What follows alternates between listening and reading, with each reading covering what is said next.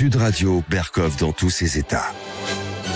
Nous sommes en guerre. Vladimir Poutine vient d'annoncer une trêve en Ukraine durant la période de Pâques. Une décision qui pourrait être liée à cette menace de Donald Trump.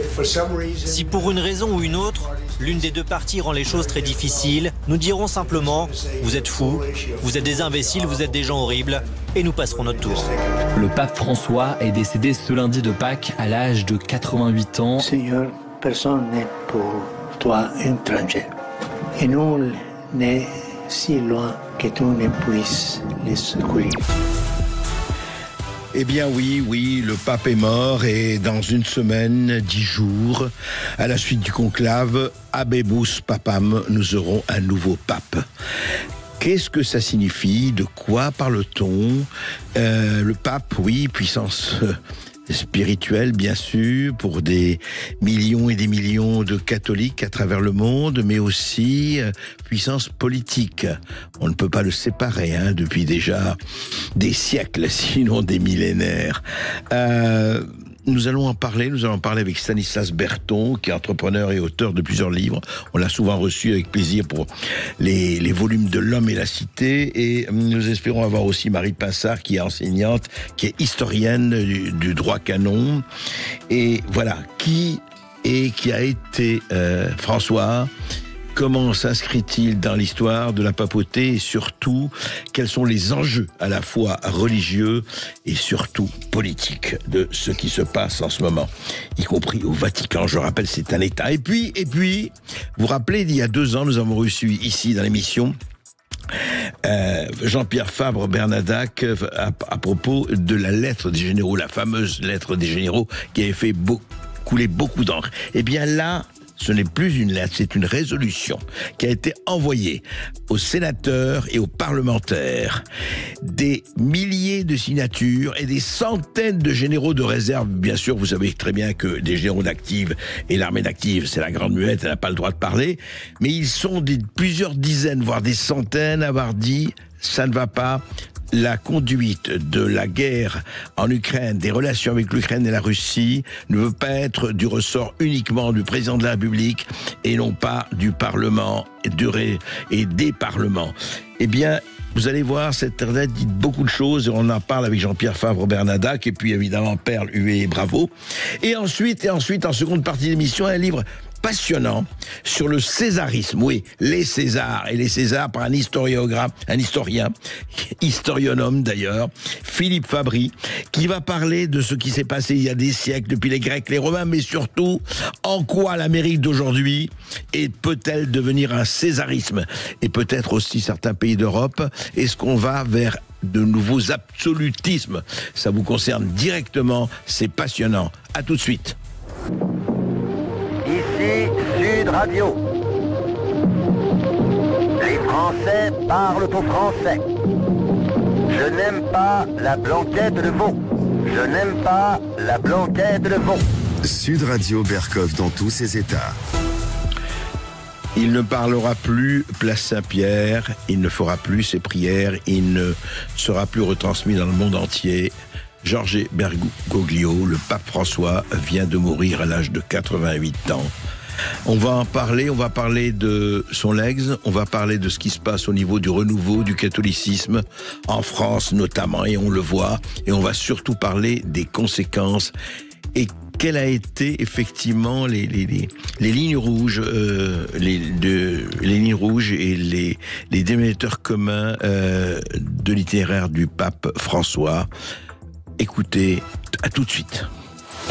Sud Radio, Berkov dans tous ses états. Le fait du jour. Cari fratelli e sorelle, buona Pasqua. Bonne Pâques, oui, ce sont les dernières paroles du pape François en public. Fratelli, sorelli, buona Pasqua. Il s'est éteint, donc, on l'a dit, à l'âge de 88 ans. Et ça a été un pape qui a effectivement changé des choses. Il s'est inscrit en rupture, 12 années de pontificat. Il s'est inscrit en rupture de ses prédécesseurs Benoît XVI et Jean-Paul II. François, premier jésuite et premier religieux sud-américain à occuper cette fonction, il faut le dire. Depuis des siècles et des siècles, c'était les Européens, pour une fois et pour la première fois, il s'agissait d'un Argentin, d'un évêque argentin, d'un cardinal argentin, pardon. Et c'était pas évident, des quartiers populaires de Buenos Aires au palais du Vatican. Et il disait, d'ailleurs, le pape François, au soir du 13 mars 2013, il semble que les cardinaux sont allés me chercher au bout du monde. Alors, effectivement, on peut faire déjà un bilan. Stanislas Berton, bonjour. Bonjour André. Vous êtes entrepreneur, vous êtes auteur de plusieurs livres, on vous a reçu avec plaisir. L'homme et la cité, vous en êtes au 4e volume, je sais qu'il y en aura d'autres, aux éditions Le Temps Retrouvé. Alors, qu'est-ce qu'on peut dire aujourd'hui du pape François, de ce bilan, d'un premier bilan, 12 ans quand même, 12 ans de pontificat. Qu'est-ce qu'on pourrait dire aujourd'hui ? Oui, déjà, on peut dire que le Christ est ressuscité, le pape est décédé. Donc, pour un week-end de Pâques, c'est déjà beaucoup. Et ensuite, ce qu'on peut dire, c'est que c'est un pape qui a quand même profondément transformé l'Église, qui a changé beaucoup de choses et qui a notamment, et ça on aura l'occasion d'en reparler, notamment nommé beaucoup de gens, que ça soit, il a quand même créé plus de 150 cardinaux durant son pontificat. Il a placé beaucoup de gens qui sont proches de lui et qui sont sur sa ligne théologique à des postes clés. Et surtout, il s'est quand même on va dire, dressé contre certaines choses. Il a, je pense notamment en 2021, avec son motu proprio Custonis Traditiones, il faisait des restrictions sur l'utilisation de la messe en latin. Oui. Ça a été très très fort. Et puis il a quand même fait beaucoup d'ouvertures sur certains sujets. On peut penser à la bénédiction des couples du même sexe. On peut penser à des ouvertures sur changer l'enseignement de l'Église sur un certain nombre de sujets. Par exemple, dans Amoris Laetitia, une de ses exhortations apostoliques, ouvrir la communion aux gens divorcés, remariés. Donc ça, c'est la partie, on va dire, la plus contestée, notamment par les catholiques les plus traditionnels. Et puis, il y a aussi un activisme sur le plan politique. Beaucoup, je pense, se souviennent de ses sorties au moment du Covid sur les vaccins, où il avait déclaré que la vaccination était un acte d'amour. Et puis, il a toujours eu des positions, par exemple, pro-migrants, qui lui ont été beaucoup reprochées également. Donc, c'était un pape qui était assez progressiste sur le plan on va dire, doctrinal, et quand même assez aligné sur le mondialisme, sur le plan politique. Alors justement, mais comme vous l'avez souligné quand même en début de votre émission, c'est quand même sous son pontificat qu'on assiste à un renouveau de la foi dans le monde et notamment en France. Donc ça, c'est aussi quelque chose qu'on peut potentiellement mettre à son crédit. On va en parler, Stanislas Berton, justement. Je dirais ça pour souligner ce que vous venez de dire. Pour Pâques, 10 384 adultes se sont fait baptiser en France, dont 42% de jeunes âgés de 18 à 25 ans, selon une enquête de la Conférence des évêques de France. Des chiffres en forte hausse, 45% par rapport à l'année précédente. 10 324, c'est pas énorme, mais ce n'est pas rien. Et juste aussi, je rappellerai, parmi les 135 cardinaux électeurs, 108 ont été nommés par le pape François, soit plus de 79% du collège cardinaliste. Marie Pinsard, bonjour. Alors, vous êtes enseignante, vous êtes historienne, vous avez écrit justement notamment l'histoire des chrétiens en France. Ce pape, effectivement, ça pose le problème, et Stanislas Berton le posait, entre effectivement le pape, le pasteur, le pasteur des brebis, de la religion, et puis le pape politique. Est-ce que ça a été toujours quelque chose enfin, ça a toujours existé ? Oui, il y a une dimension politique dans la vision pastorale. Le chrétien, il n'est pas voué à être en dehors du monde. C'est quelqu'un qui est totalement inséré dans la cité, et dès l'Antiquité, dans les actes des apôtres, qui sont, avec la Pentecôte, le socle juridique du christianisme, eh bien, il est bien marqué qu'il faut être de bons citoyens. Donc, la cité a une place prépondérante. Le chrétien doit être un bon citoyen, il doit être patriote. Donc, ce qui inscrit effectivement François comme un pape qui peut-être a été au-delà de son rôle politique. C'est-à-dire que c'est un pape qui a oublié, semble-t-il, l'universalisme de l'Église pour lui préférer le mondialisme, donc quelque chose de plus éphémère. Ah oui, vous faites une différence intéressante ça, entre mondialisme et universalisme. Ça veut dire quoi? Ça veut dire que l'universalisme, c'est la vocation de l'Église, notamment à être universelle. Le mondialisme, c'est pas ça. Le mondialisme, c'est pas ça. Le mondialisme, déjà, c'est une vision de l'instant. C'est une vision qui s'accompagne aussi d'un certain mercantilisme qui s'inscrit dans des échanges, qui s'inscrit dans une vision très capitaliste du monde aussi. Alors, évidemment, on va dire que c'est un pape de gauche. Donc, ça peut paraître paradoxal d'être à la fois un pape de gauche, entre guillemets, et mondialiste. Mais pourtant, il l'est parce que il cède à l'ère du temps et aux nouvelles religions que sont, par exemple, l'écologie. Il en a même fait une encyclique, Laudato Si, qu'il a réitéré plus tard, dans laquelle, effectivement, il y a une urgence climatique, dans laquelle il invite également à s'interroger sur l'utilisation des énergies fossiles. Alors, évidemment, je ne dis pas qu'un pape ne peut pas le faire, mais il s'inscrit vraiment dans l'air du temps. C'est ça. Il peut en parler. Mais de là à l'amener comme une doctrine ou un dogme, c'est différent. Et c'est là que l'universalisme et le mondialisme vont peut-être se séparer, d'autant plus qu'il a introduit en plus d'autres péchés. On avait déjà les péchés capitaux, je pense qu'avec ça on est déjà bien blindé, on a aussi un libre arbitre vis-à-vis de ça. Et qu'est-ce qu'il a introduit comme autre péché? Vous avez le péché contre les migrants, le péché contre les indigènes, le péché, je ne sais plus si c'est dit comme ça exactement, mais enfin, en gros, contre le climat, c'est-à-dire contre l'écologie. Alors que... Bon. Le wokisme, non, il n'a pas parlé du wokisme. Il n'en a pas parlé, mais vous savez, c'est pas parce qu'on n'en parle pas qu'on ne le fait pas. Il y a plein de choses dont on ne dit pas le nom et qu'on le fait d'autant plus secrètement. Donc je pense que c'est un pape qui, contrairement à cette image qu'on a du pape qui a pris effectivement le nom de Saint François, le pauvre d'entre les plus pauvres, celui qui est le saint de la nature d'ailleurs, c'est pas un hasard, l'écologie, la nature. Eh bien, ce pape, il s'avère tout de même être, me semble-t-il, très mondain. Mondain, vous n'y allez pas de main morte. Stanislas Berton, est-ce que vous êtes en partie ou pas d'accord avec ce que vient de dire Marie Pinsard ?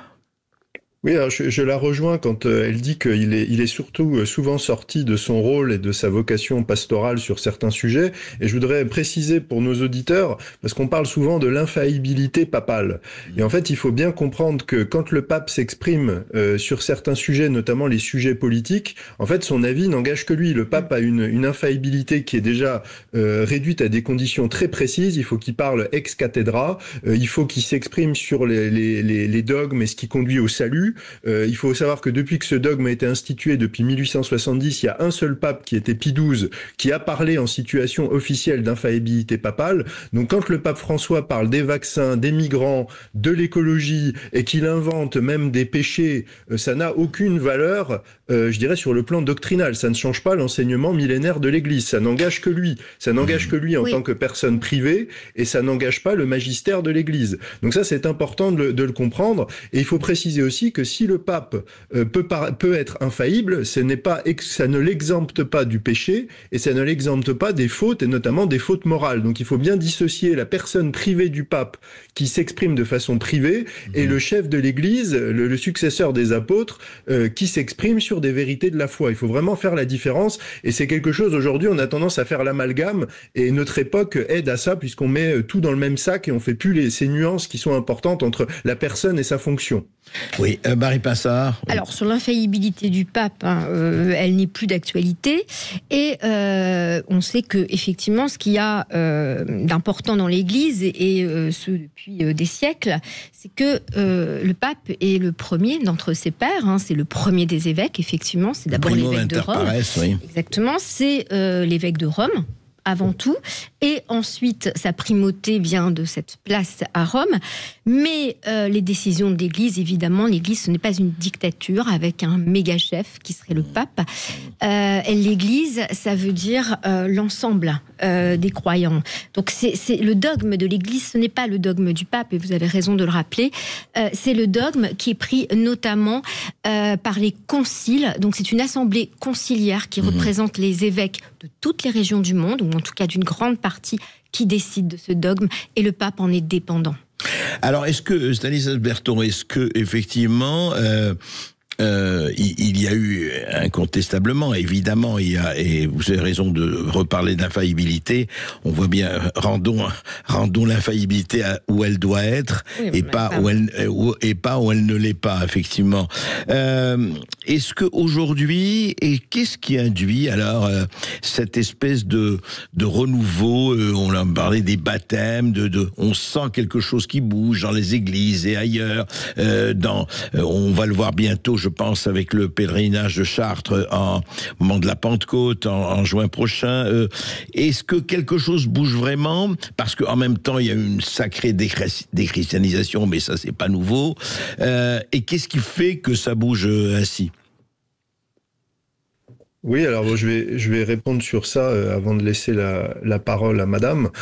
C'est que en fait, je pense qu'il y a de plus en plus autour de nous le mal qui est présent, et je pense que ça fait beaucoup réfléchir les gens. On est quand même dans une société qui est dans la culture de la mort. On voit la mort avec l'avortement, avec l'euthanasie, avec la destruction en fait de nos sociétés, et donc ça, notamment chez les jeunes, ça appelle une réaction. Et je pense aussi il y a autre chose, c'est une religion concurrente qui se développe en France, qui est l'islam, qui a un rapport à la religion qui est beaucoup moins décomplexé, qui est beaucoup plus assumé, beaucoup plus public, qui n'a pas cette notion de laïcité qu'on a fait rentrer un peu dans la tête des chrétiens en leur disant votre religion c'est uniquement le dimanche et après vous remettez ça au placard le reste du temps. Et en fait donc ça fait quand même, c'est je dirais un climat global qui à mon avis pousse notamment les jeunes à se dire on a besoin de quelque chose à la fois peut-être sur un plan plus identitaire, mais aussi sur le plan spirituel, parce qu'on sent bien qu'il y a des forces du mal qui sont à l'œuvre dans notre société, et il faut quelque chose pour contrer ça, à la fois pour soi et pour la société dans laquelle on vit. Alors on va voir Stanislas Berton, je pense, Marie Pinsard, juste avant, petite pause, que vous ne serez peut-être pas d'accord en disant que la culture de la mort c'est l'avortement, etc. Là il y a peut-être des choses à dire, c'est la conviction de Stanislas Berton, mais c'est pas la conviction de beaucoup de chrétiens, je ne sais pas, dites-moi. Alors, juste André, ouais. Excusez-moi, sur ce plan-là, l'Église a toujours condamné l'avortement, et ça c'est... Oui, ça c'est vrai. Y compris le pape François. Y compris le pape François d'ailleurs. Il l'a rappelé, oui. Alors, au-delà de la question de l'avortement en elle-même, je pense c'est le climat général qui est mortifère. Effectivement, l'avortement en fait partie, sans contester forcément la loi première sur la dépénalisation de l'avortement, qui n'est pas une autorisation en fait d'avortement. Faut faire une petite nuance tout de même. Là, on tend à l'étendre, effectivement, avec une forme d'ailleurs d'eugénisme. De même, et vous avez raison de le souligner, il y a la question de l'euthanasie, qui est très présente, qui semble être maintenant quelque chose de normal, de normalisé. On choisit sa mort, on veut mourir dans ce qu'on appelle la dignité. Alors je ne sais pas ce que c'est mourir dans la dignité. Je préfère qu'on vive dans la dignité plutôt qu'on meure dans la dignité. Ce serait déjà peut-être plus intéressant. Vaste programme, choisir sa vie, choisir sa mort, mais au fond, il y a plein de choses qu'on ne choisit pas. Même si l'homme a son libre arbitre, il faut partir du principe qu'il a une liberté qui lui est donnée au départ, qui est limitée. Mais avec ces limites-là, c'est à lui aussi de prévoir sa vie, et bien sûr il y a des tas d'accidents de vie. Là je ne remets pas en cause les détresses qui poussent à vouloir l'euthanasie ou à vouloir l'avortement ou à vouloir se suicider, qui sont des cas particuliers. Mais le particulier et le général, justement, ce sont, je ne dirais pas deux choses différentes, l'un doit se nourrir de l'autre, mais le climat général est effectivement mortifère, et on l'a vu de façon beaucoup plus accrue lors de la crise du Covid, où, sans complexe, on a annoncé tous les jours cette espèce de comptabilité mortuaire sous fond de scènes dramatiques où on a énuméré le nombre de morts qu'il y avait tous les jours. Alors, on a appris que l'homme était mortel, c'est quand même une bonne nouvelle. Il était temps que dans les années 2020, on apprenne que l'homme meurt un jour. Ouais, c'est extraordinaire. C'est vrai que c'est une avancée scientifique majeure. Oui, l'homme est mortel. Mais face à ces questions de mort, je crois qu'effectivement, il y a un réveil en se disant, mais alors quel sens, et on retrouve toute l'absurdité qu'on trouve chez Camus ou chez d'autres, mais quel sens a ma vie, puisque à la fin... Vaste question. On va en parler juste après cette petite pause. Et Stanislas Berton, je vous dis justement, où va-t-on qu'au Vadis, justement, en fonction de ce qui peut se passer au Vatican et ailleurs. Restez avec nous, c'est passionnant. À tout de suite. Sud Radio Berkov dans tous ses états, midi 14h. André Berkoff. Stanislas Berton, donc on parle avec Marie Passard et vous-même justement de la mort du pape François, de celui, enfin on va pas faire effectivement, on va pas lire dans le marque de café et qui va lui succéder. Mais la question que je voudrais vous poser est, est-ce que en fait vous pensez que le pape François aura été une certaine rupture dans l'histoire de la pauvreté. Je parle de l'histoire contemporaine, on ne va pas remonter évidemment à plusieurs siècles, et où c'est une parenthèse, c'est une rupture, ou au contraire ce qui se passe autour, on en a un peu parlé, ça peut être un renouveau, à votre avis? Alors vous savez, il faut revenir un petit peu en arrière, c'est-à-dire que le pape François, pour moi, il s'inscrit dans un processus qui est un processus d'infiltration de l'Église. C'est-à-dire que comme toutes les institutions aujourd'hui, que ça soit l'État, l'université, le monde des médias, l'Église a été infiltrée par ce qu'on appelle le mondialisme. Voilà. Et à mon sens, c'est l'analyse que je fais, à partir de ces actes, le pape François semblait continuer cette avancée-là. Je vais prendre juste 2 exemples. Le mondialisme, c'est quoi? C'est la volonté de gouvernance mondiale et donc de détruire les nations historiques. Le pape François plaidait justement, il a dénoncé le repli sur soi, il a fait encourager les phénomènes migratoires, donc la dissolution des nations.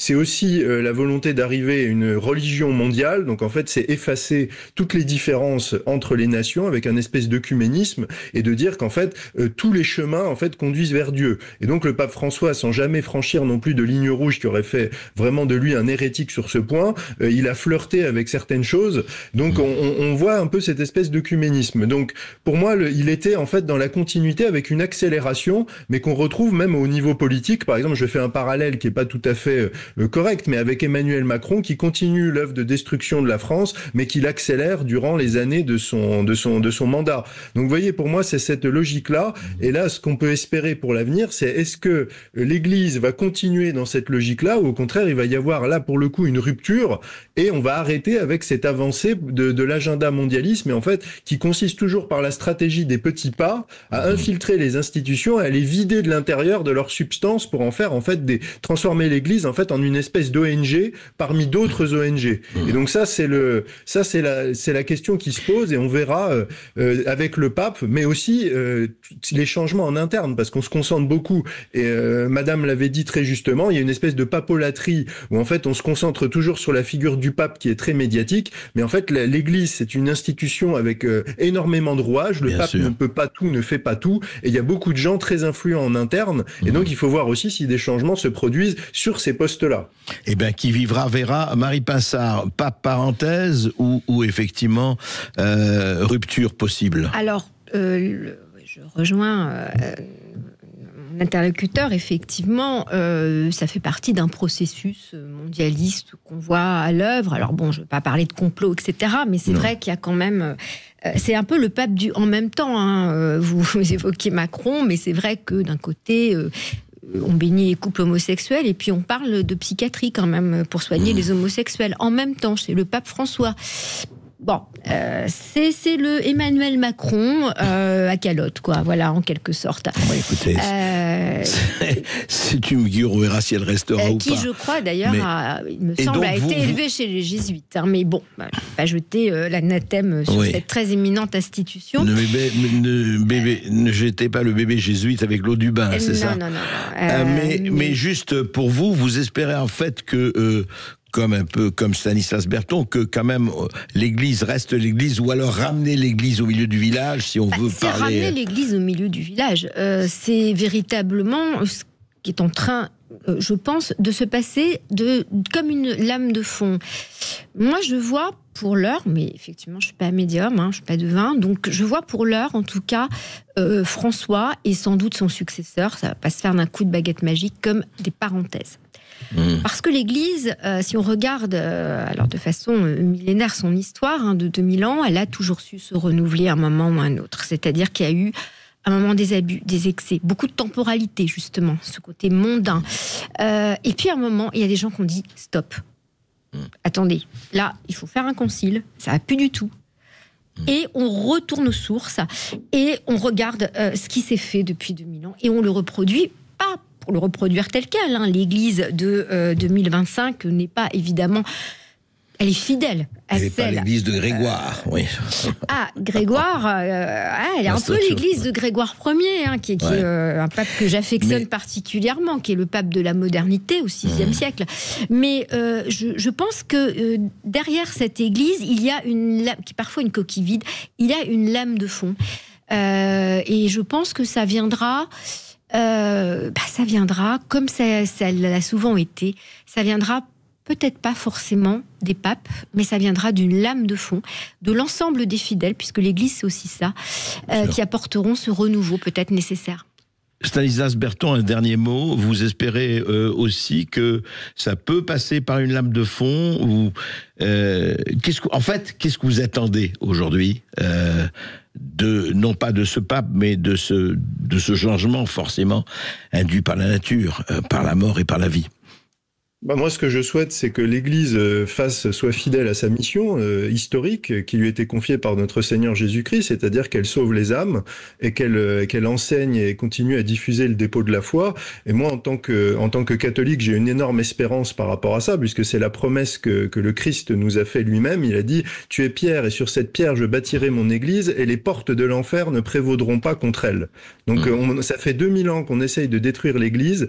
Il y a beaucoup de gens, beaucoup de pécheurs et beaucoup de gens, c'est parfois un miracle qu'elle soit encore là, mais pourtant elle est toujours là, elle tient, et je pense en tout cas qu'elle sera encore là dans 2000 ans. Eh bien écoutez, merci en tout cas, merci pour ce que vous avez dit, Stanislas Berton, Marie Pinsard, et bien qui vivra, verra, et qui priera, verra encore mieux peut-être. Sud Radio André Berkoff. Berkoff dans tous ses états, ça balance pas mal sur Sud Radio. On est parti pour la bataille, avec nos gueules d'épouvantail, tous entassés comme du bétail, dans des camions couleur grisaille. La bataille, Michel Sardou. La bataille, elle est toujours là, vous savez, le C'est la guerre qui passe dans notre émission, le C'est la guerre d'Emmanuel Macron, mais c'est sur le Covid. Et puis là, eh bien, c'est la guerre, mais à un autre niveau. Et c'est la guerre à un niveau au moins aussi important. Quelque chose s'est passé le 17 avril 2025. Le 17 avril, c'était il y a 3 jours. Une résolution citoyenne relative à l'engagement militaire et financier de la France en Ukraine a été envoyée par voie d'huissier au président des 2 assemblées, du Sénat et de l'Assemblée nationale, le 17 avril. Elle demande quoi? Elle demande une pleine application de la Constitution et du contrôle parlementaire pour toutes les décisions prises par l'exécutif au sujet de l'Ukraine. Alors, je vous lis rapidement cette résolution et on va en parler avec Jean-Pierre Fabre-Bernadac. Cette résolution dit ceci. Nous, citoyens et anciens militaires, demandons aux députés et sénateurs 1. De faire publier au journal officiel toutes les informations sur la présence de troupes françaises en Ukraine depuis 2022, comme l'exige l'article 35. 2. D'organiser un débat suivi d'un vote sur la poursuite de cette intervention en application de l'article 35. 3. De se prononcer sur la ratification des accords de sécurité franco-ukrainiens du 16 février 2024, conformément à l'article 53. 4. De mettre cette résolution à l'ordre du jour dans les 15 jours suivant sa remise, afin de garantir le plein exercice du contrôle parlementaire. Et ça a été signé par des centaines de généraux de division, de généraux de corps d'armée, de généraux de brigade, de contre-amiral, de généraux de brigade aérienne, etc., etc., etc. Jean-Pierre Fabre-Bernadac, bonjour. Oui, bonjour, monsieur Berkoff, et merci de me recevoir. Mais écoutez, merci d'être là. Vous êtes ancien capitaine de gendarmerie et vous êtes président de Place d'Armes. Je rappelle que vous avez été l'auteur, on vous avait reçu il y a 2 ans, et de cette tribune des généraux, de cette lettre des généraux qui avait fait beaucoup parler d'elle. Là, c'est tout à fait autre chose. On passe à un autre niveau, je pense, cette résolution. Alors, de quoi s'agit-il exactement? Alors, si vous voulez, pour commencer, je vais dire que Place d'Armes n'est pas à l'origine de cette résolution, c'est un groupe de militaires, comme vous l'avez dit, de généraux notamment, qui en est à l'origine. Alors, pour l'instant, des généraux, nous en avons 26, mais le nombre de signataires, la plupart étant des militaires, lui se monte aujourd'hui à 9000 personnes. 9000 personnes aujourd'hui, oui. Voilà, oui. En 2 jours, c'est pas mal. Je crois que c'est une bonne chose. Donc, Place d'Armes n'a fait que valider et évidemment approuver en mettant en ligne ce texte pour qu'on puisse le signer. Je crois qu'il est important, pour comprendre mon intervention, de voir les 2 parties qui me paraissent importantes. La première, c'est ce que vous avez dit sur la résolution citoyenne. Alors, je verrai 3 points sur cette résolution citoyenne. Et si vous voulez, je vais commencer par parler de notre président de la République et rappeler cette allocution qu'il a faite le 5 mars. Dans cette allocution, il disait « La Russie est devenue une menace pour la France. » Existentielle. Voilà. Existentielle, une menace. Oui. Le deuxième, c'était l'envoi des troupes européennes qui ne seraient pas destinées à participer au combat, mais à maintenir la paix. C'est-à-dire qu'il parle de troupes de maintien de paix. Alors, je veux simplement rappeler pour les gens qui s'en souviennent ou qui sont les plus anciens, qu'au Liban, la France avait créé la FINUL, je pense que M. Berkoff, c'est un pays qui vous touche beaucoup, et qu'elle avait payé quand même un lourd tribut de près de 100 morts. 100 soldats avaient été tués. Le ministre des Armées, lui, a indiqué que la France a proposé de produire et d'entretenir des armes sur le sol ukrainien. Et ça pose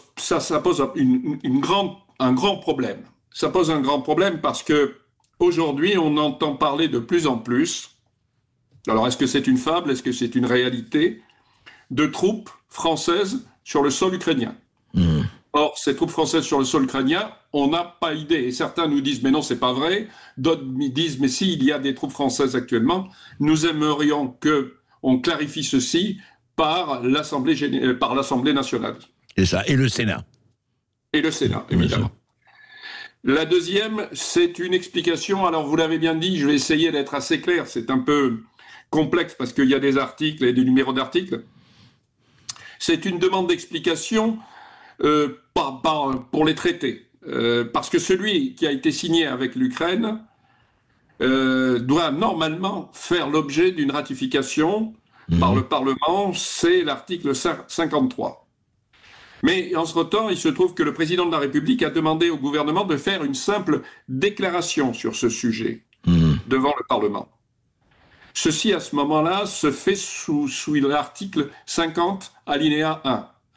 Nous réclamons l'article 53 parce que c'est trop grave, évidemment. Oui, vous voulez dire, attendez, pour être tout à fait clair, j'ai lu effectivement ce que vous avez envoyé, Jean-Pierre Farbenag. En fait, ce que les signataires, les 7000 ou 9000 signataires que cette résolution a assemblé, c'est qu'ils disent, on voudrait avoir, tout se passe pour eux, je schématise, mais tout se passe pour eux, c'est que cette politique se fait par le président de l'exécutif, sans l'accord ni du Parlement, sans l'accord du Sénat, sans l'accord de l'Assemblée nationale, et qu'il n'y a eu ni vote, ni délibération, ni discussion, ni débat. C'est bien ça? Alors, il y a eu, si vous voulez, il y a eu un simple débat, mais qui n'a pas amené à un vote. Oui. C'est ce fameux article 50 alinéa 1. Alors que nous voulons le remplacer par l'article 53, qui, lui, parle de vote, et donc, à partir de là, de loi. C'est ça. Alors, pourquoi nous nous appuyons plutôt sur le 53 que sur le 51 ? Tout simplement parce qu'un traité qui engage les finances de l'État il est normal qu'à partir de ce moment-là, il y ait un vote. Bien sûr. Or, dans l'accord franco-ukrainien, je vous rappelle qu'il est notifié que nous formulons un soutien militaire et financier. Financier de 3 milliards d'ailleurs. Ouais. Donc, c'est évident qu'à partir de là, nous sommes dans un cadre financier, dans un cadre économique. Il y a un problème de contrôle, effectivement, de contrôle démocratique. Qui décide de quoi et sous le contrôle de qui? On va continuer à en parler parce que c'est essentiel, c'est très important. Jean-Pierre Fabre-Bernadac. Après cette petite pause, on se retrouve dans 2 minutes. À tout de suite. Sud Radio Berkov dans tous ses états, midi 14h. André Berkov. Et voici dans la résolution des généraux et de 7000 personnes qui ont signé, voici ce qu'il dit. C'est très, très, très, très important. Cette résolution citoyenne relative à l'engagement militaire et financier de la France en Ukraine. Je lis des extraits de cette résolution. Enfin, les déclarations, et on a les explications de Jean-Pierre Fabre-Bernadac, bien sûr. Les déclarations récentes du président de la République évoquant un éventuel déploiement de troupes françaises en mai 2025. En mai 2025, ça veut dire dans moins d'un mois. Ainsi que la mutualisation de l'usage de l'arme atomique impose un débat parlementaire préalable pour garantir la légitimité de tels choix au nom de la nation. C'est la condition sine qua non de la légalité de l'intervention de l'armée. Une armée agissant sans mandat clair du Parlement ne serait plus au service de la nation, mais d'un pouvoir exécutif isolé, en contradiction avec l'esprit de notre Constitution et l'article 16 de la Déclaration des droits de l'homme et du citoyen de 1789. C'est pourquoi nous, citoyens et anciens militaires, estimons que le Parlement doit être consulté sur la poursuite de l'intervention militaire française et ou son engagement en Ukraine, conformément à l'article 35 de la Constitution, et qu'il doit être aussi appelé à ratifier les accords de sécurité franco-ukrainiens du 16 février 2024, conformément à l'article 53 dont vous avez parlé, Jean-Pierre Fabre-Bernadac. Mais dites-moi, c'est quand même très précis. Il dit l'armée ne peut pas agir s'il n'y a pas le Parlement, s'il n'y a pas vote, etc. C'est quand même très précis. C'est presque, je dirais, un avertissement quand même au président de la République. Je pense que c'est surtout un rappel. L'armée est au service de la nation. L'armée, elle n'est pas au service d'un homme et elle n'est pas au service d'un régime. Elle est au service de la nation et depuis des siècles et des siècles. Et ça, c'est important parce que, étant au service de la nation, elle est aussi au service des Français. Et c'est ce que ce texte veut dire très bien, et je trouve que c'est quelque chose de considérable, que des généraux aient osé dire ceci. Ça me rappelle d'abord ce qui s'est passé, vous disiez il y a 3 ans, parce que c'est pas 2 ans, mais il y a 3 ans maintenant, et ça montre bien qu'il y a une crise actuellement. On peut dire ce qu'on veut, mais c'est évident que ce que veut l'armée, ce que veut le peuple français d'ailleurs, parce que on parlera tout à l'heure de sondage sur cette histoire de l'Ukraine, mais ce que veut le peuple, c'est quoi? C'est savoir où nous allons. Et vous connaissez notre président. C'est évident qu'un jour c'est gris, un jour c'est bleu, un jour c'est oui. On veut être fixé. Juste un mot. Voilà. Et ça, c'est une chose qui n'est pas admissible, surtout pour un militaire qui a dans son cadre la droiture. Jean-Pierre Fabre-Bernadac, nous avons encore quelques minutes. Je voudrais que vous rappeliez que suite à, je ne sais pas si c'est ça, c'est suite à cette résolution, il y a eu quand même 2 généraux de réserve qui ont été radiés. Et ce n'est pas rien. Expliquez-nous ce qui s'est passé. Alors, écoutez, c'est un hasard, je pense que c'est un hasard, mais vous avez parlé du 17 avril, eh bien le 17 avril a paru au journal officiel aussi, la radiation de 2 généraux. Alors, je vais vous en dire un mot. D'abord, qu'est-ce que c'est que la radiation de 2 généraux? Ces 2 généraux étaient des généraux de 2e section. La 2e section, c'est à la fois, c'est ni l'active exactement, ni la retraite, c'est au milieu, c'est-à-dire qu'ils sont encore mobilisables. Ouais. Et à partir du moment où on les radie, il y a radiation, eh bien, ils ne sont plus mobilisables et ils passent immédiatement à la retraite. Donc, vous voyez, c'est une mesure disciplinaire. D'accord. Ces généraux, c'est très simple. Le premier, c'est le général Coustou, que je connais très bien et qui est et qui le restera toujours un ami. Et le général Cousteau, il a été radié parce qu'il a signé ma lettre, d'abord, et deuxièmement parce qu'il a porté plainte contre Madame Pannier-Runacher. Alors, je tiens quand même à dire qu'il a porté plainte contre Madame Pannier-Runacher parce que Madame Pannier-Runacher avait parlé d'un carteron de généraux en charentaise qui appelle au soulèvement.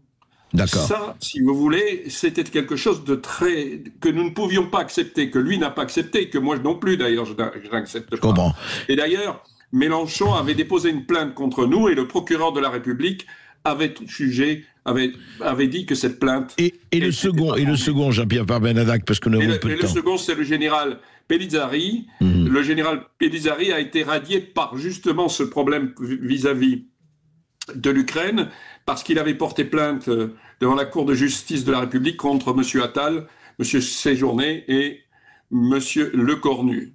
Or, toute personne, mineure ou majeure, qui s'estime victime d'une infraction peut porter plainte et pour nous c'est important, c'est une infraction parce que pour nous c'est important ce qui se passe au niveau militaire et ça touche évidemment le civil comme vous l'avez dit tout à l'heure. Donc Jean-Pierre Bernadac, juste pour résumer, on va en reparler de cette histoire parce que ça ne va pas s'arrêter là, mais pour vous, vous dites ce n'est pas un avertissement mais c'est un rappel, mais c'est quand même un rappel extrêmement sévère. En fait, si on est engagé en Ukraine, si les troupes françaises sont engagées en Ukraine, pour le moment, elles sont engagées par le fait du prince. C'est ce que dit cette résolution. Pour l'instant, on ne sait pas si elles sont engagées d'abord. Hein. Oui. Le problème, il est de le savoir.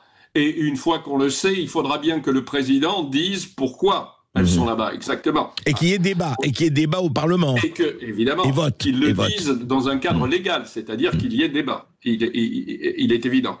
Mais si vous permettez, je voudrais juste revenir sur ce problème, parce que ça me paraît très grave, de deux généraux qui ont été radiés. Je voudrais quand même dire ceci, c'est que des généraux radiés, ça n'arrive pas souvent. Et que je sache... Il y a des généraux qui se permettent sur certaines télévisions de dire un certain nombre de choses. Il y a ainsi un général sur LCI qui a dit « Trump est un agent de Poutine, même s'il n'est pas agent retourné au sens juridique du terme. C'est juste un convaincu. Il est ce que Lénine appelait les idiots utiles. Lui, il est très idiot et très utile. » Eh bien ça, je trouve que c'est inadmissible et c'est quelque chose de sévère, c'est quelque chose qui est en dehors de la réserve. Pourtant, ce monsieur n'a pas de problème. Oui, eh bien écoutez, en tout cas, on suivra tout ça. Merci Jean-Pierre Bernadac. En tout cas, on peut avoir cette résolution sur votre site Place d'Armes, hein, on est bien d'accord. On peut lire cette résolution. Absolument, et on peut signer évidemment la pétition. La résolution citoyenne. Plus il y aura de monde et mieux à ce moment-là nous aurons une force pour savoir. Eh bien écoutez, les auditeurs de Sud Radio le savent et iront en tout cas lire votre résolution. À eux de se faire une idée, d'approuver ou de désapprouver. Merci Jean-Pierre Bernadac. Sud Radio Berkov dans tous ses états. J'ai du succès dans mes affaires, j'ai du succès dans mes amis, je change souvent de secrétaire.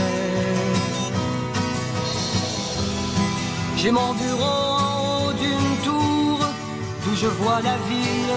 Arnaud a son bureau en haut d'une tour, comme chantait le businessman dans le blues du businessman de Starmania, mais en général, les grands patrons, les très grands patrons du CAC 40, surtout quand ils sont milliardaires, sont plutôt muets, enfin, parlent pas beaucoup bien en ce moment. Vous avez vu hier, la semaine dernière, vous parlez... du PDG de Safran, et puis là, le dirigeant de LVMH, lui aussi, il s'exprime. Hein. L'Assemblée générale des actionnaires du groupe, Louis Vuitton, Hennessy, écoutez, il s'est exprimé, et il s'est exprimé qu'en termes... Je ne dirais pas en termes rudes ou rudoyants, mais enfin quand même, écoutez Bernard Arnault. L'Europe Bon, elle n'est pas dirigée par un pouvoir politique, mais par un pouvoir bureaucratique qui passe son temps à éditer des réglementations qui s'imposent malheureusement à tous les États membres et qui d'ailleurs quelquefois, comme la France, en rajoute au passage pour compliquer encore la réglementation et qui pénalise beaucoup nos secteurs d'activité. Eh ben, dis donc, l'Europe. En fait, ce qu'il dit, Bernard Arnault, je traduis à titre personnel, je ne veux pas qu'il pense que j'ai déformé ses propos, mais quand même, quelque part, il dit, on n'est plus vraiment totalement en démocratie, on est en bureaucratie. Et vous savez qui dit ça, tout le temps, du matin au soir? Elon Musk, aux États-Unis. On va en parler, d'ailleurs, avec Philippe Fabry dans le césarisme américain. Mais quelque chose se passe, en tout cas, à partir du moment où les grands du CAC 40 commencent à se dire attendez, l'Europe, oui, mais alors les normes, les formalités, les lois, les sous-lois, les règlements, etc. Visiblement, Gulliver en a marre de Lilliput. Il y a vraiment des problèmes qui se passent et aujourd'hui, ça s'exprime très ouvertement. Jusqu'où?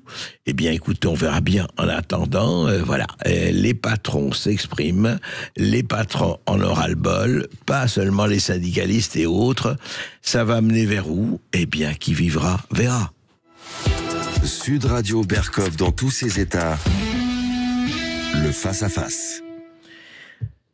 Hail César. Oui, non, ça n'a rien à faire avec Hail Hitler. Non, je tiens à le préciser parce que quand on dit Hail aujourd'hui, vous voyez, dès qu'on tend un bras, même en pensant à se caresser les cheveux ou dire de mon cœur au bras, ça devient tout de suite la réductio ad Hitlerum qui a fait déjà assez de ravages par sa stupidité pour qu'on arrête là. Non, Hail César, c'est un livre du césarisme en Amérique de Philippe Fabry, historionome.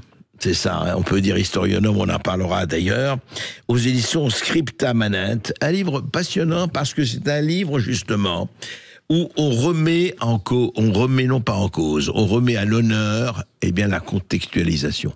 Vous savez, beaucoup trop de livres, de propos paraissent absolument détachés de tout le paysage, de toute l'histoire, de tout le passé. Là, au contraire, Philippe Fabry a fait œuvre non seulement d'historien, mais a fait œuvre de pédagogue, en disant c'est quoi le césarisme et comment aujourd'hui et où il se manifeste. Alors, Philippe Fabry, bonjour. Bonjour.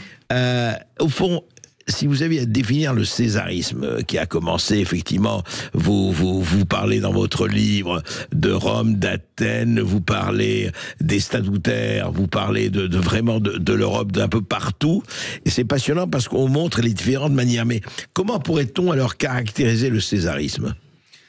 Le césarisme, alors traditionnellement, on définit ça comme le pouvoir d'un seul qui s'appuie principalement sur le peuple, mais historiquement, ce qui est très intéressant, c'est que dans la construction, du moment de la construction romaine, en réalité, c'est la remise en cause d'un régime qui était devenu oligarchique, par lequel finalement le peuple romain avait le sentiment que sa république traditionnelle lui avait été arrachée.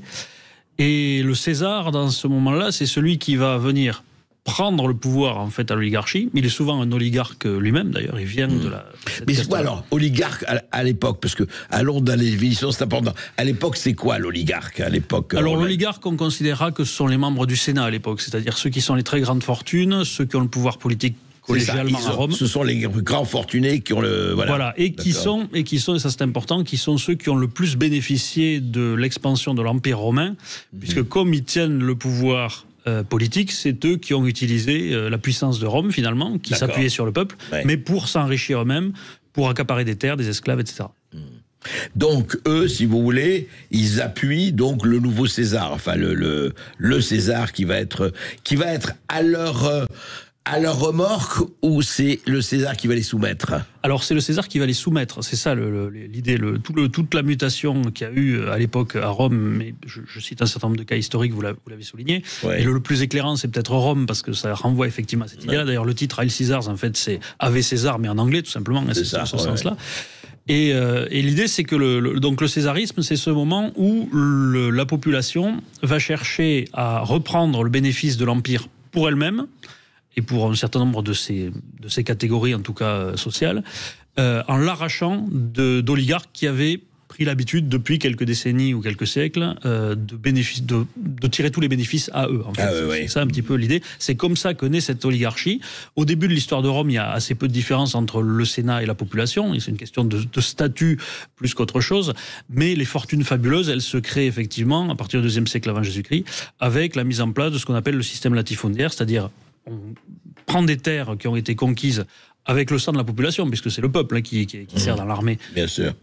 Sauf que les grands gagnants, ce sont les oligarques, donc les sénateurs, qui récupèrent ces terres-là, qui en font des très grandes propriétés foncières et qui les exploitent avec des esclaves, ce qui a un effet économique qui est que ça ruine la petite paysannerie qui était un petit peu le tissu, la classe moyenne, si vous voulez, qui faisait le tissu de l'ordre républicain romain.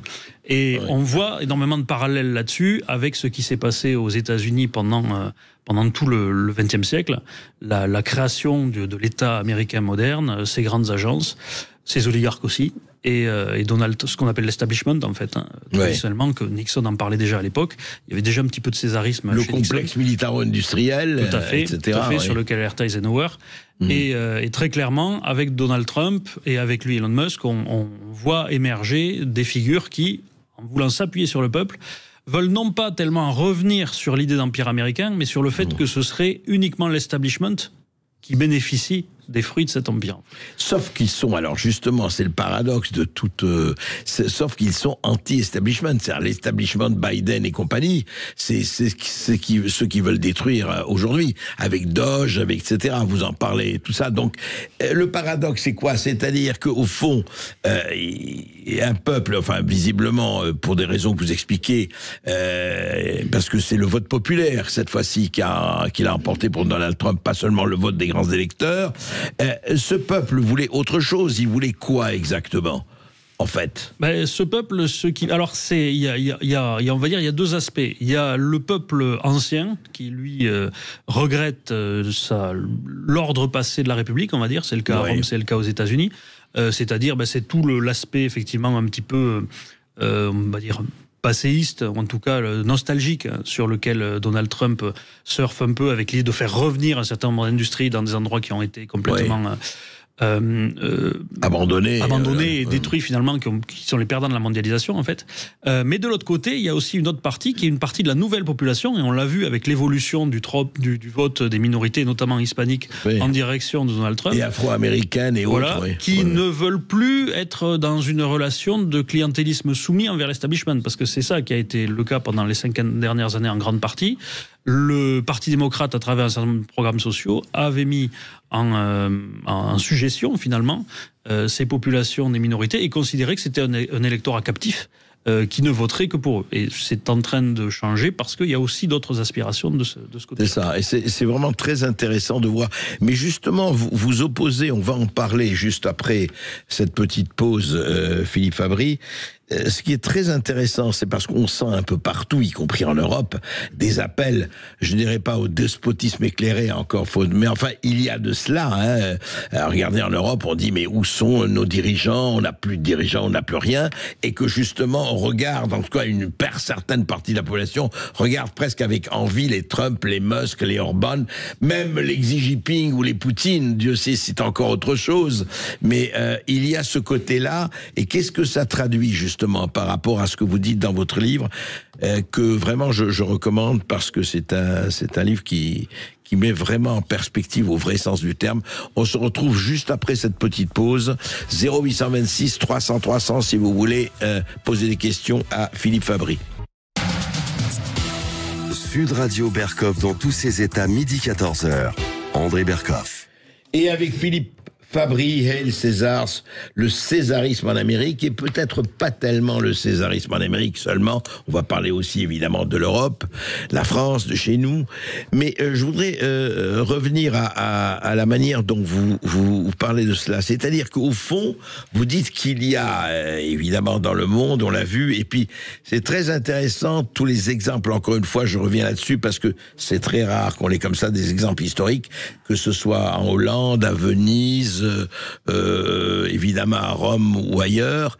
Et vous dites, au fond, on se retrouve quelque part. Vous dites quoi ? On est à quelle époque ? On est à l'époque des Stadthuser, de Venise, de Hollande, ou aujourd'hui ? On est où ? Alors, aux États-Unis, je dis qu'ils sont à peu près au stade où on était, nous, en France, au XVIIe siècle. C'est peut-être ce qui parlera le plus aux gens, c'est-à-dire à l'époque, juste au début du règne de Louis XIII, on va dire, de Richelieu, en sortant des guerres de religion. Ce moment où on commence à avoir véritablement une intégration politique nationale avec la naissance de la monarchie absolue, justement, puisque mon travail, effectivement, en grande partie, c'est ça que j'appelle l'historionomie, c'est le fait de chercher des modèles historiques. Donc effectivement, j'ai toujours cherché un grand nombre d'exemples. Et ici, ce qui m'intéresse surtout, c'est les pays qui, comme les États-Unis, sont nés dans une forme de révolution indépendantiste. Alors en quoi concrètement ça ressemble à la France du XVIIe ? Alors, ça ressemble à ça parce que l'Amérique de Trump aujourd'hui. On est dans un pays. Alors, il faut comprendre. En fait, c'est une trajectoire qui dure plusieurs siècles, si vous voulez.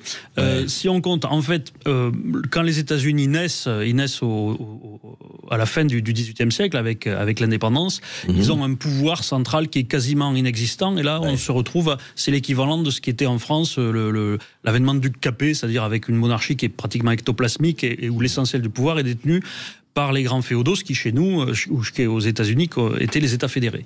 Puis vous avez tout un mouvement au XIXe siècle, qui est un mouvement de conquête du territoire actuel, puisque ce territoire à la base c'était que les 13 colonies sur la façade atlantique.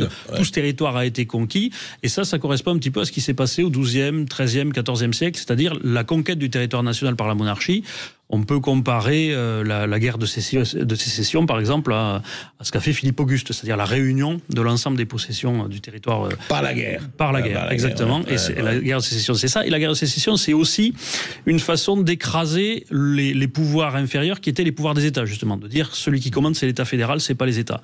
Ça s'est développé de plus en plus. Et à partir du début du XXe siècle, on a une mutation très importante qui est l'apparition du couple imposition permanente armée. C'est-à-dire que ça, c'est ce qui est assez caractéristique dans la construction d'État moderne. Chez nous, ça apparaît à partir de Philippe le Bel et ça se développe pendant toute la guerre de 100 ans. On a l'armée et grâce à l'armée, on a l'impôt. Voilà, tout à fait ça. Et c'est ce qui s'est passé aux États-Unis avec l'apparition de la réserve fédérale et de l'impôt sur le revenu fédéral en 1913. Et juste derrière, ça a été le début de la construction du complexe militaro-industriel, justement, qui vient nourrir tout ça. Et donc aujourd'hui, voilà, on est un siècle après ce mouvement-là et on entre dans ce qui est encore la dernière étape, si vous voulez, qui se fait en général sous contrôle autoritaire. Donc chez nous, ça a été l'absolutisme monarchique, qui va chercher à trouver les frontières définitives du pays. Louis XIV, c'est le fameux faire le précaré, c'est-à-dire c'est l'idée d'aller trouver les frontières naturelles finalement. Et ça, on l'a aussi avec Donald Trump. C'est assez peu commenté parce que souvent on dit oui, ça, il cherche juste des moyens de négocier. Moi, je suis persuadé que quand il dit qu'il veut le Groenland, quand il dit qu'il veut annexer le Canada, c'est parce que il incarne finalement, il manifeste cette espèce de pulsion américaine qu'il y a à aller chercher les frontières naturelles des États-Unis d'Amérique, qui serait en fait une domination de toute l'Amérique. C'est ancienne, ça parce que ça a l'air nouveau, une conquête Groenland comme ça, alors, Panama... Le Canada, les États-Unis ont cherché à le conquérir dès 1812, mais c'était à l'époque encore tenu avec les Britanniques et qui avaient réussi à les repousser, donc du coup ils avaient renoncé depuis. Mais il y a quand même eu un mouvement continu, alors plus doucereux, on va dire, plus classique, d'intégration, voilà, avec des traités de libre-échange, avec l'intégration militaire avec le Canada, à travers l'OTAN, à travers le NORAD aussi, le commandement nord-américain, qui vise notamment à se défendre des missiles venant de l'URSS pendant toute la guerre froide, et c'est encore le cas aujourd'hui. Et là donc, pour intégrer plus, il y a un moment où il faut, forcément, ça passerait par une annexion. On a un Canada qui est finalement très peu peuplé, qui est presque 10 fois moins peuplé que les États-Unis dans leur ensemble sur la frontière. Et historiquement, quand on regarde en général comment ça se passe, dans la plupart des cas, quand vous avez un très gros État qui a tendance à faire du libre-échange, puis intégrer militairement notre plus petit, ça finit généralement par être avalé. Très franchement, Philippe Fabry, vous pensez que concrètement, ça peut arriver à c'est possible, sans faire on va lire dans le marque de café, ça peut arriver à une fusion ou une annexion du Canada? Je pense qu'à terme, c'est assez certain que ça arrivera, oui. On va avoir un ensemble nord-américain. Semble-t-il de plus en plus. Alors, ce qui est très intéressant, c'est que personne n'en parlait avant que Donald Trump n'en parle. Et maintenant que Donald Trump en parle, on a l'impression qu'en tout cas, alors ça reste minoritaire, semble-t-il, d'après le sondage, mais que l'idée fait son chemin aux États-Unis avec des gens qui se disent, après tout, pourquoi pas. Et y compris au Canada. Alors au Canada, peut-être un peu moins. Il y a eu un sursaut. Mais il y a aussi des gens, parce que le problème, c'est que le Canada lui-même est agité en plus de tensions séparatistes en interne avec l'Alberta, etc. Et Donald Trump pourrait d'ailleurs essayer de jouer là-dessus. Comme il le fait avec le Groenland aussi. Comme il le fait avec le Groenland. Et donc, véritablement, on est dans cette phase-là, en général, dans toutes les trajectoires que j'étudie dans le livre, ça coïncide, le passage à cette espèce de césarisme, en même temps avec la recherche d'une amplitude territoriale nationale. Dans l'histoire, c'est ça, c'est aussi l'amplitude territoriale. Mais ça veut dire, c'est l'Empire, quelque part. Alors, oui, tout à fait, c'est l'Empire. Mais en fait, toutes les... parce que ce que j'étudie dans le bouquin, c'est une démarche un peu ancienne, j'avais étudié dans d'autres bouquins avant, c'est comment se construisent les États-nations. Et en fait, pendant longtemps, les États-nations sont principalement des empires. Même la monarchie d'Ancien Régime, jusqu'en 1789, on pourrait considérer que c'était un empire. C'était l'empire de la monarchie sur le territoire français. Ce qui fait apparaître la nation, c'est finalement ce mouvement de sortie de l'absolutisme à la fin, avec la Révolution, qui va mettre en place un régime parlementaire qui, lui, est le régime des nations achevées, on va dire. Oui, et alors c'est très intéressant, parce que vous dites ça à plusieurs reprises dans votre livre. C'est quoi le régime naturel d'un État-nation achevé? C'est quand l'hégémonie ethnoculturelle rend parfaitement naturel un certain niveau de solidarité et de compréhension mutuelle à travers le spectre de la population, ne laissant comme différence significative que celle de classe sociale et économique. Voilà. C'est-à-dire que c'est ça l'État-nation. Toute la trajectoire de construction des États-nations est un processus qui est pluriséculaire d'homogénéisation ethnoculturelle. C'est-à-dire que on a un brassage de la population sur le territoire, et un brassage de la culture. Donc à la fois par les liens familiaux et par les liens culturels, on finit par se retrouver avec une homogénéité culturelle qui fait que le terrain d'entente est possible et que les seules véritables différences qui persistent sont des différences qui sont à l'échelle nationale. C'est ça, à l'échelle économique ou à l'échelle sociale, etc. Voilà. Sauf que, enfin, on en parle, sauf qu'aujourd'hui, si on reparle un peu de la France, mais pas seulement de la France et de l'Europe, cette homogénéité culturelle est sacrément battue en brèche. Oui, tout à fait. C'est le problème de l'immigration de masse, vraisemblablement, qui est qu'il vient réintroduire de l'hétérogénéité ethnoculturelle dans des ensembles homogénéisés, et je pense que c'est pas un hasard si la conséquence qu'on observe, c'est une espèce de retour à des formes de gouvernement plus autoritaires, précisément. Parce que elle est demandée par les gens qui... Parce que ça correspond à des sociétés dans lesquelles, vu qu'il y a moins d'homogénéité, il y a moins de confiance, et donc on a le sentiment qu'il faut un pouvoir plus fort à la tête pour s'assurer de la cohésion du groupe. Oui, et on voit très bien ce mouvement en train de se passer un peu partout, et on va voir comment ça s'est passé aux États-Unis récemment et où ça peut déboucher, et y compris pour nous en Europe et en France. C'est dans cela que c'est très très très important de remettre l'histoire à sa place. L'église historique ou historionomique, si vous voulez, pour parler comme Philippe Fabry, au milieu du village. On se retrouve après cette petite pause, 0826 300 300, si vous voulez intervenir, et vous êtes évidemment les bienvenus. C'est le face-à-face. Du césarisme en Amérique, un livre passionnant de Philippe Fabry aux éditions Scripta Manente. Justement, alors, les nouveaux Hail Caesar, les nouveaux Césars, et puis cette alliance assez étonnante quand même, parce que elle s'est vraiment fait comme ça par des gens qui l'un ou l'autre ne voulaient pas entrer en politique au départ, et par Trump. Moi, je me rappelle très bien, je l'avais interviewé en 1988 la première fois, la seconde fois en 2016, et je me rappelle quand on lui avait dit « Vous voulez pas rentrer ?» En 1988, c'était déjà le mania de l'immobilier, et je lui dis « Mais, je me rappelle très bien, je lui dis « Mais écoutez, avec la tchatch que vous avez, vous devriez entrer en politique. » Il m'a dit « Moi, jamais, ça m'intéresse pas du tout, m'intéresse beaucoup plus de bâtir des immeubles, sauf si je deviens président de la République. » Et là, tout le monde s'était marré. Et je me rappelle très bien.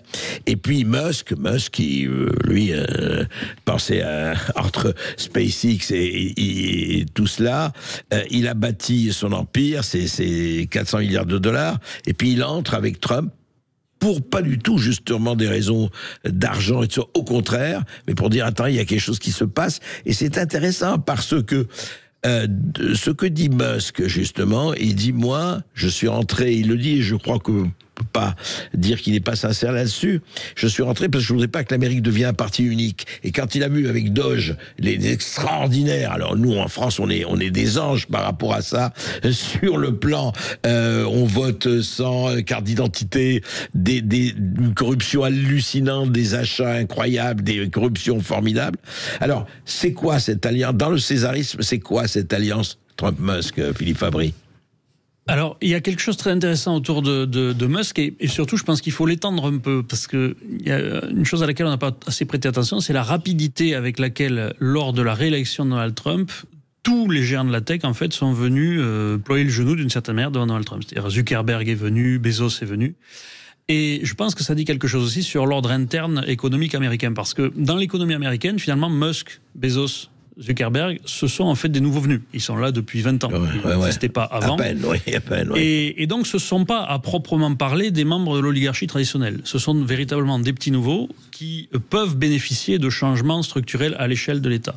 Et donc, dans ce sens-là, à partir du moment où Trump est perçu comme une sorte de force révolutionnaire contre l'establishment, contre l'oligarchie habituelle, eh bien, ce ne sont pas eux qui ont le plus à craindre. D'ailleurs, d'une certaine manière, tout le travail qu'avaient fait Bezos et Zuckerberg, et ils sont vite revenus dessus, avec la récupération et la promotion de l'idéologie woke, etc. aux États-Unis, c'était aussi un moyen pour eux, vraisemblablement, d'acheter leur place à l'intérieur de l'oligarchie, de montrer qu'ils en faisaient partie, qu'ils servaient le narratif. C'est ça. À partir du moment où ça c'est pas utile, ils s'en débarrassent du jour au lendemain parce qu'en fait, c'était une forme de croyance de luxe pour eux. C'était une manière d'œiller sur la boutonnière en disant on fait partie du club. Voilà, tout à fait. Ça, et donc, après tout, si le club est dissous, ils trouveront un moyen de faire autrement.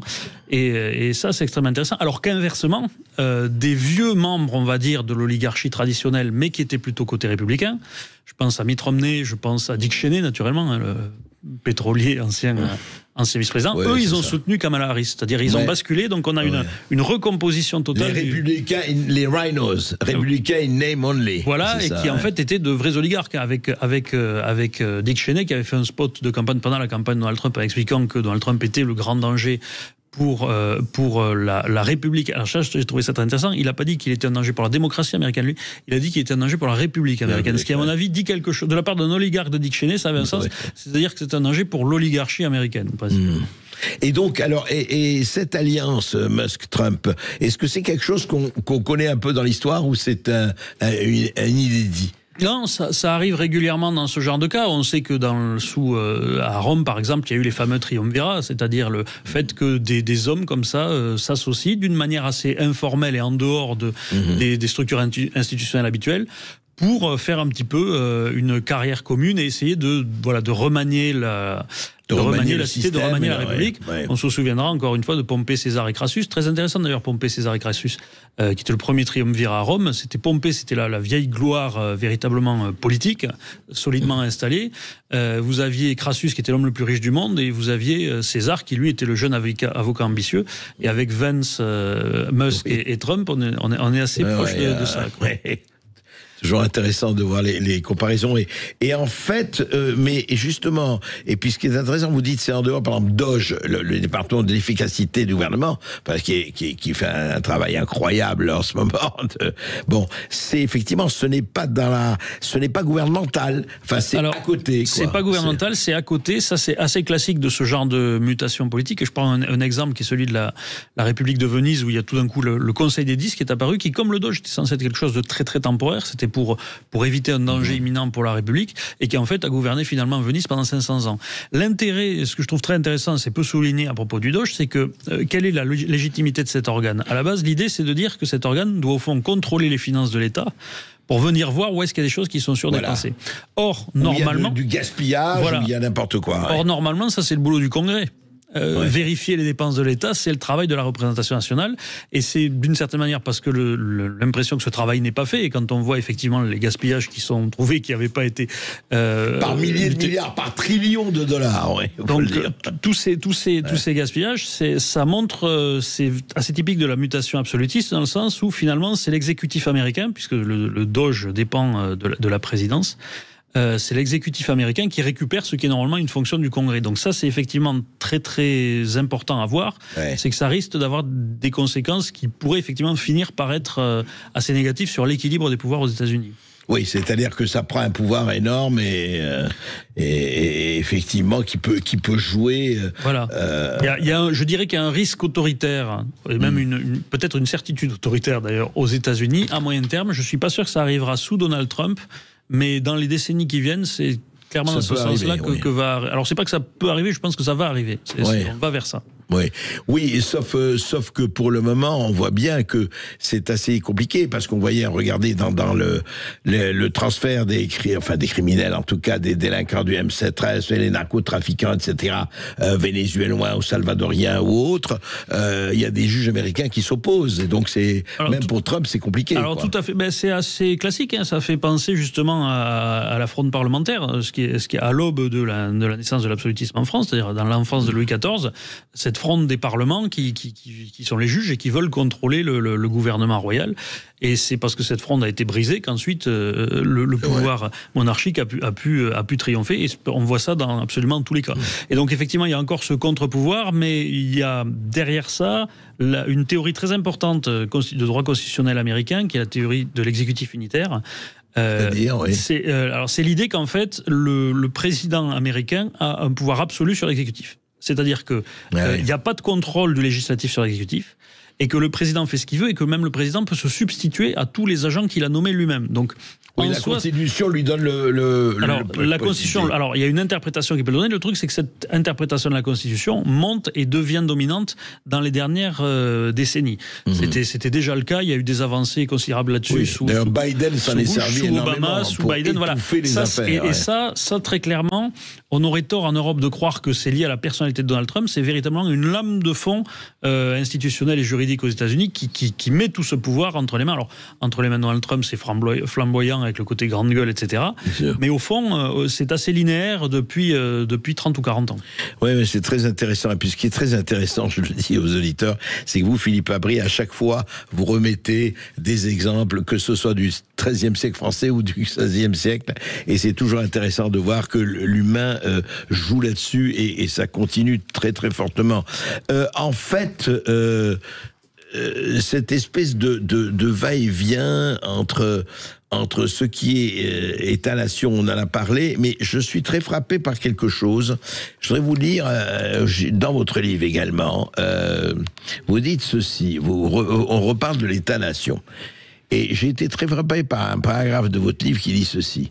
Et si des institutions prétendant rechercher un tel consensus, donc le consensus de l'État-nation, etc., sont en place, ce ne sera qu'un simulacre de démocratie représentative. Je vous lis, Soit les organes de représentation seront le théâtre de disputes stériles, soit elles auront à voir la construction de compromis qui ne feront qu'habiller une trahison par certains des représentants des volontés de leurs mandants, ce qui certes permet de donner aux décisions adoptées un vernis de démocratie représentative, mais ne change rien au fait que les politiques ainsi décidées seront des mesures autoritaires du haut vers le bas à l'échelle du corps politique et subies comme telles par ceux dont la volonté a été ignorée lors de la formation de compromis, généralement les classes inférieures. Si ce n'est pas un portrait craché de la France d'aujourd'hui, je ne sais pas ce que c'est, Philippe Abri. Oui, alors, tout à fait. En fait, l'idée que j'ai, c'est un petit peu en conclusion que j'explique ça, c'est que la démocratie parlementaire n'est véritablement possible, on y revient, que dans des sociétés qui sont suffisamment homogènes. Parce que si elles sont suffisamment homogènes, ça veut dire qu'elles s'entendent sur un très vaste champ de fondamentaux, on va dire, et n'en viennent à discuter que le détail. À partir du moment où cet accord n'est pas là, forcément, il y aura un maximum de choses qui seront imposées d'en haut, et donc à ce moment-là, on retrouve une formation autoritaire du pouvoir. En France, j'ai déjà eu l'occasion de venir en parler avec vous du problème autoritaire de la Ve République. Mais les phénomènes d'immigration de masse et de réhétérogénéisation du corps social, le fait qu'il soit redevenu hétérogène, renforce aussi ce fonctionnement en nous ramenant effectivement dans un état politique qui est pré-démocratique. Mais alors justement, écoutez, on est au cœur du problème. Je lisais là en train de voyage, la revue Foreign Affairs, vous savez, la revue que vous connaissez sûrement. Mais aujourd'hui, on est en plein césarisme partout. Si je prends, évidemment, avec toutes les nuances, mais enfin, agrandissons le champ. Erdogan, Turquie, on voit ce qui se passe. Xi Jinping en Chine. Poutine en Russie, Narendra Modi en Inde, Trump-Musk, avec toutes les différences, bien sûr.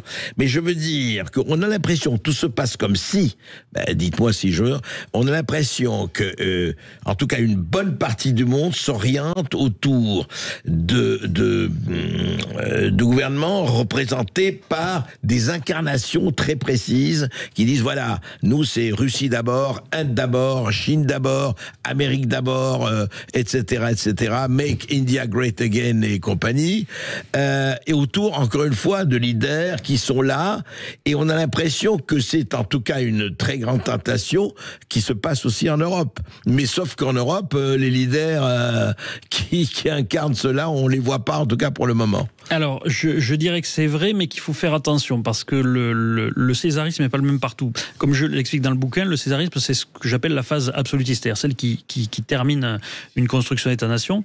Et donc, il y a un début et puis il y a une fin. Ce qui caractérise le césarisme aux États-Unis, c'est qu'il est en train de monter, il est en train de s'installer. Je dirais que c'est à peu près la même chose en Inde. Mais il peut avoir une fin. Mais il peut avoir une fin. Ouais. Je pense que l'absolutisme, on va dire, chinois, est plutôt sur la fin qu'au début. Très clairement.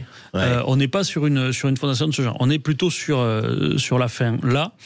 Et je pense aussi. Qu'est-ce qui vous fait penser ça? Ce qui me fait penser ça, c'est que alors que la structure est tellement rigide. Alors ça me fait sortir un peu du livre. Je veux pas perdre trop de temps pour rentrer dans une autre théorie, mais disons que c'est lié à ce que j'expliquais dans un bouquin précédent dont je crois que c'est le précédent dont je suis venu parler, les impérialistes revanchards, dans lequel j'expliquais que le problème de la Chine, c'est qu'elle a déjà connu une phase absolutiste, qu'elle a été sortie, on va dire, avec sa première révolution en 1911. Et qu'elle a été tellement balayée par les guerres pendant toute la première moitié du XXe siècle qu'elle a replongé dans cet état en fait à partir de Mao Tse-tung. Et donc on est dans quelque chose qui est déjà vieux, qui est déjà quelque chose qui a plus d'une cinquantaine d'années. Donc ça, je dirais que c'est un petit peu sur la fin.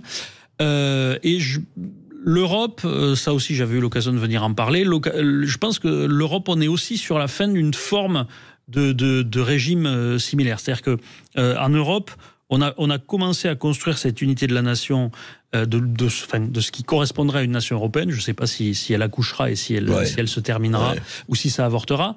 Mais ça a commencé au milieu du XXe siècle. Donc on est aussi sur un régime qui est déjà vieillissant, qui donne des traits extrêmement sclérosés, bureaucratiques, ce qu'on disait. Ce qui caractérise les tout débuts de régimes absolutistes comme aux États-Unis, c'est justement qu'on casse la bureaucratie d'avant. Donc on retrouve un second souffle finalement avec et donc souvent, même si c'est quelque chose qui à terme peut devenir autoritaire, il y a quand même une phase pendant laquelle c'est très libéral. Ça permet aux gens de respirer, alors que les régimes qui vieillissent ont tendance à être vraiment sclérosés par la bureaucratie. Donc oui, vous dites qu'on n'est pas dans les mêmes césarismes et on n'est pas dans les mêmes rythmes. Voilà, il y en a qui sont finissants, il y en a qui sont naissants. Mais justement, comment marquer, sans faire justement du prophétisme ou du futurisme, comment marquer tel ou tel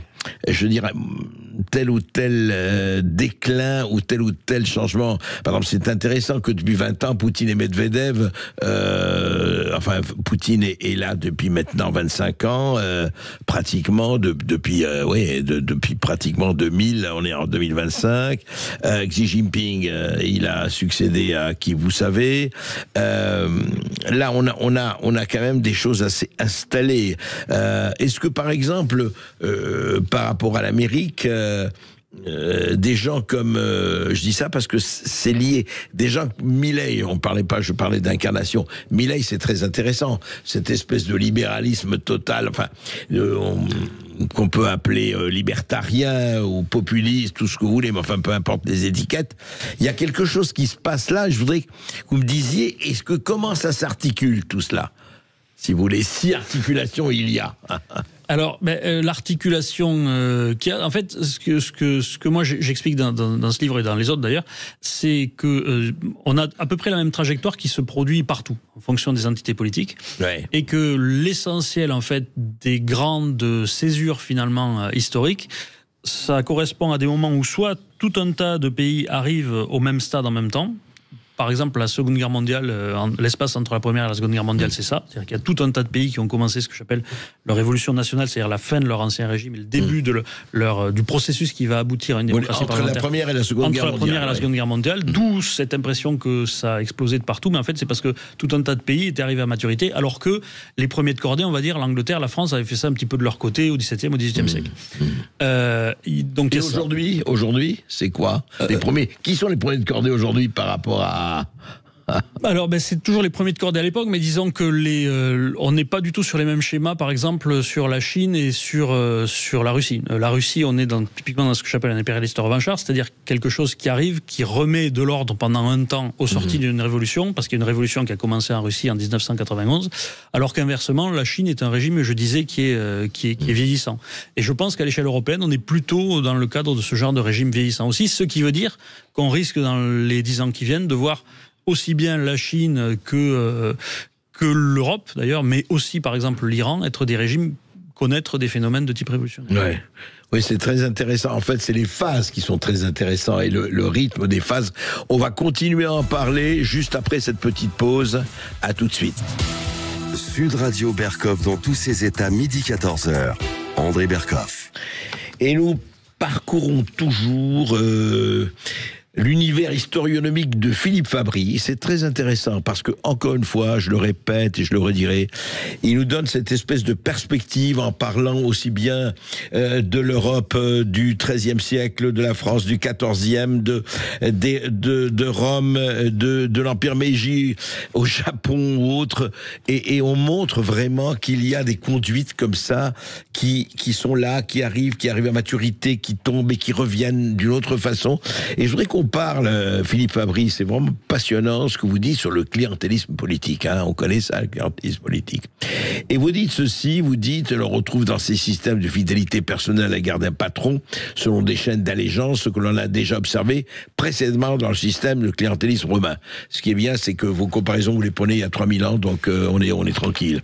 Sans doute voudra-t-on objecter à ces observations, dites-vous, je répète, que le clientélisme politique est un mal affectant toutes les démocraties modernes et qu'on trouve en Europe de nombreux barons politiques, en particulier à l'échelle locale, utilisant ce moyen pour acheter des voix. Et Dieu sait si l'on en parle.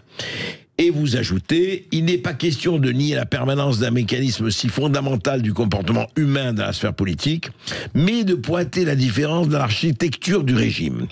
Avec son système de dépouille, ses très nombreuses charges publiques pourvues par élection, le régime politique américain au XIe et XXe siècle, et pour partie encore aujourd'hui, favorise le clientélisme sans commune mesure, dites-vous, avec ce que l'on observe dans les vieux États européens, où à la fois la fonction publique est bien plus étendue, la police et la magistrature étant composées essentiellement de fonctionnaires, et son recrutement réglé de façon à minimiser, voire exclure les considérations partisanes. Franchement, Philippe Fabry, vous croyez vraiment que nous sommes dans la givoraïsation de clientélisme politique et de ses excès? Mais je pense, en fait, ce que je dis dans ce cadre-là, c'est que ce qui permet, ce qui suit l'apparition d'un État-nation parlementaire et la création d'un régime mature, donc ces États-nations homogènes, c'est la mise en place d'accords sur un certain nombre de points fondamentaux. Bien sûr. Et l'apaisement finalement de la société finalement, parce qu'on va remplacer tout un tas de mécanismes de lutte par des mécanismes de concertation. Et donc l'idée c'est que pendant très longtemps, ça a été le cas chez nous, mais chez nous c'est terminé depuis assez longtemps. Depuis quand, chez vous, à votre avis, c'est terminé en fait, ça met des siècles à monter. En fait, c'est la création de corps de fonction publique et de recrutement qui sont faits sur des critères qui ne sont pas exclusivement justement de clientélisme politique. C'est-à-dire que vous ne distribuez pas uniquement les places à vos amis. Alors, il y avait encore ce genre de cas, on va dire, au 19e siècle, il y avait encore du clientélisme politique assez fortement en France. Quand on lit Tocqueville, il l'explique très bien sur les premières élections. C'est la mise en place de systèmes de concours administratifs qui doivent justement remplacer les effets de réseau et de clientèle personnelle par ce qu'on appelle la méritocratie, hein, tout simplement. C'est ça l'idée. Pendant très longtemps, ça n'a pas existé aux États-Unis. Il faut se rendre compte que jusqu'à la fin du 19e siècle, absolument tous les postes étaient désignés à chaque fois qu'il y avait un nouvel élu, finalement. Ils viraient toute l'administration précédente. C'est comme si chez nous, on virait... Le système des dépouilles. Voilà. Et on les remplaçait par... C'est comme si chez nous, quand vous prenez une mairie, vous renvoyez la totalité des employés locaux, hein, depuis le cantonnier jusqu'à la secrétaire de mairie, pour les remplacer uniquement par des amis à vous. Et ça, c'est le signe qu'au 19e siècle, aux États-Unis, ils étaient encore dans un état politique qui était assez primitif par rapport à ce qu'on trouvait ailleurs en Europe, où c'était quand même plus avancé. Il y a encore du clientélisme politique. Le clientélisme politique, aujourd'hui, il aura lieu sur un certain nombre de marchés publics, par exemple, ou ce genre de mécanique. Mais déjà, le système moderne a permis de sortir de ce système-là un certain nombre de fonctions par la mise en place de concours. En tout cas, c'est très intéressant que Trump et Musk, surtout Musk, parlent énormément de la méritocratie. Il dit ça suffit, parce que vous savez très bien, là, on a vu des gens qui sont là, qui ne font rien. Mais est-ce qu'on n'a pas, nous aussi, je regardais hier, je crois que c'était RMC, ou je ne sais pas, Mourad Boudjelal, attaqué, mais très violemment, un syndicaliste de Sud Rail. Et il disait, mais attendez, vous êtes là, vous bougez pas, et d'ailleurs, jamais vous ne quitterez votre boulot, parce que jamais vous avez trop d'avantages, etc. Mais moi, quand je prends le train, etc. Enfin, je veux dire, alors, on a quand même ça, nous aussi. Alors oui, alors il y a peut-être encore un autre problème, parce que donc dans le système de clientéliste pur, on va dire, chaque fois que vous arrivez au pouvoir, vous renvoyez tout le monde et puis vous embauchez vos amis. C'est vrai que dans notre système, qui est un système avec des fonctionnaires et donc du recrutement comme ça, le problème c'est que on ne peut pas virer ceux qui sont déjà là quand on arrive au pouvoir, mais souvent on crée de nouveaux postes et ça amène un autre problème effectivement qui est l'empilement on est le millefeuille, quoi. Voilà, c'est ça. Et donc, quand la conclusion de votre livre sur le césarisme en Amérique, c'est que vous dites il a quand même de beaux jours devant lui, c'est-à-dire qu'on va aujourd'hui, en tout cas, je ne sais pas combien de temps ça durera, mais on va vers quelque chose. Est-ce que, si, encore une fois, je reviens à l'expression que j'ai employée, ça n'a rien à voir avec le despotisme éclairé, ou ça a quelque chose à voir, césarisme? Ça a quand même quelque chose à voir, c'est-à-dire dans sa phase de maturité, c'est exactement ça, c'est vers l'idée qui se construit. Mais il faut bien comprendre que c'est quelque chose qui est évolutif, qui se fait petit à petit. À la base, l'idée du césarisme, c'est l'idée qu'il y a un besoin très important de réforme et que le système ne peut pas le faire lui-même parce que les problèmes du système viennent du système lui-même. C'est ça. Et donc c'est pour ça qu'il y a l'idée qu'il faut prendre une voie extérieure de contournement, pour ainsi dire, qui va être le césarisme. Le problème, c'est qu'ensuite il reconstruit son propre système derrière et ce système tend au despotisme éclairé, effectivement. C'est ça. Et après, c'est la contradiction qui fera que est-ce qu'il sera encore déclairé, il sera encore despotique. Voilà. Tout le problème est là. Moi, je voudrais en tout cas vraiment... vous savez, je vous dis toujours, je vous le répète, c'est très bien d'écouter la radio, écoutez-nous tout le temps, mais lisez. Une fois que vous avez éteint et éteignez alors à 14h, ça va, non.